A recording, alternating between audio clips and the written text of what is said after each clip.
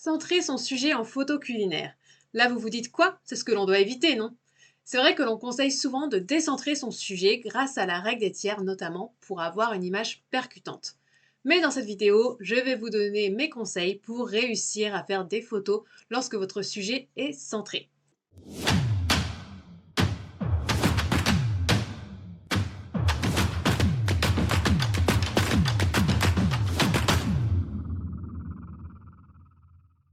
Bonjour, je suis Mélanie Roussel, styliste et photographe culinaire, aussi connue sous le pseudo Les recettes de Mélanie. Je forme et accompagne les passionnés de food à réaliser des photos alléchantes pour qu'ils puissent enfin vivre de leur passion. Donc si la photo culinaire vous intéresse, abonnez-vous en cliquant sur le bouton rouge juste en dessous de cette vidéo pour ne rien manquer. Je publie une vidéo tous les samedis. Et avant de passer au contenu de la vidéo, je vous informe aussi que vous pouvez télécharger mon guide sur le matériel en photo culinaire gratuitement en cliquant dans le lien dans la description de cette vidéo. La plupart des débutants en photographie vont placer leur sujet au centre, alors qu'en le décalant légèrement en utilisant la règle des tiers, on peut tout de suite ajouter de l'intérêt. Cela ne veut pas dire que l'on ne peut pas réussir des photos avec des sujets au centre. Le secret va consister à ajouter de l'intérêt à la photo. Pour cela, je vais vous donner plusieurs astuces. Première astuce, zoomez sur votre sujet. Faites en sorte qu'il occupe à minima 50% de votre cadre. Cela va vous permettre de mettre en valeur ses détails comme sa texture, sa couleur ou ses reflets. N'hésitez pas à utiliser un objectif macro si vous en avez un.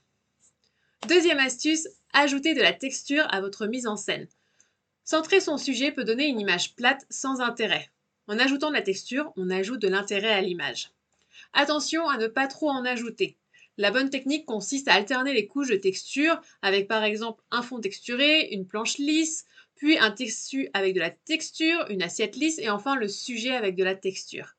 D'ailleurs, l'autre astuce est aussi d'utiliser la superposition des couches pour donner de la dimension et ajouter de l'intérêt.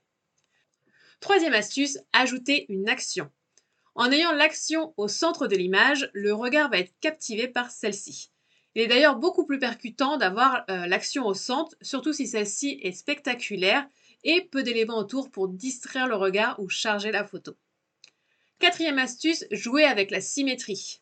Faites en sorte d'avoir une image avec de la symétrie pour équilibrer les différentes zones de l'image et ajouter de l'intérêt à votre photo. C'est d'ailleurs assez facile à faire quand on a le sujet qui est au centre. Cinquième et dernière astuce, ajoutez d'autres éléments autour de votre sujet pour encore une fois ajouter de l'intérêt à l'image et surtout raconter une histoire. Attention, votre sujet est bien l'élément central, mais en ajoutant par exemple des ingrédients ou une répétition du sujet en arrière ou en avant-plan, vous allez composer votre image et raconter une histoire au spectateur. Ces astuces sont cumulables ou non en fonction des différentes astuces et il y en a sans doute d'autres pour réussir ce genre de photos. Je vous invite d'ailleurs à partager les vôtres dans les commentaires et à mettre un petit pouce sous cette vidéo si elle vous a plu, cela m'aide énormément.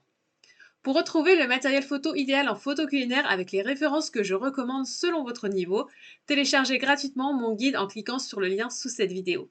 Merci beaucoup et à samedi prochain.